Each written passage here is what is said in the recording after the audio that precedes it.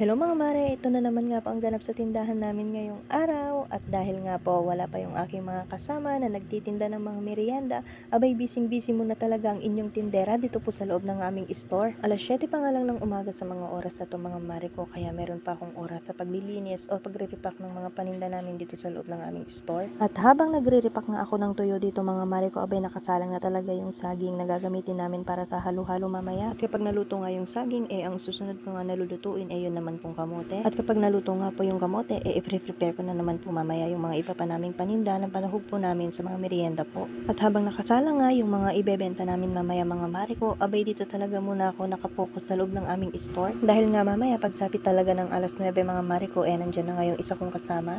Dahil nga po yung kinuha ko talaga nakasama, dalawa na nga po. Dalawa na nga yung tagatinda ko ng merienda doon sa labas.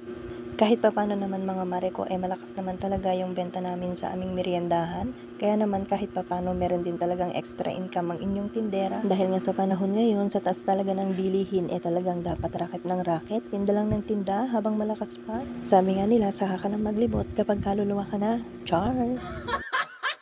At habang ako nga busy dito sa loob ng aming store, abay si Mr. naman ang taga-ayos ng mga soft drinks doon sa labas. Kaya nga habang maaga pa, lahat ng dapat i-display, lahat ng dapat ayusin dito sa loob ng aming tindahan ginagawa na namin. Kasi nga mamaya mga mare ko, abay busy na rin talaga kami. Ganito pala ang pakiramdam kung meron ka talagang paninda ng mga merienda mga mare ko, talagang hindi mo alam kung ano yung uunahin mong gagawin, ano yung uunahin mong ayusin. Nung ang unang-una na pagtitinda namin mga mare ko, abay pagod na pagod talaga ang inyong tindera at sa mga sumunod nga na mga araw, abay nasasanay na rin ako. Sa tagal ba naman ng pagtitinda namin ng mga merienda, hindi pa ba ako masasanay?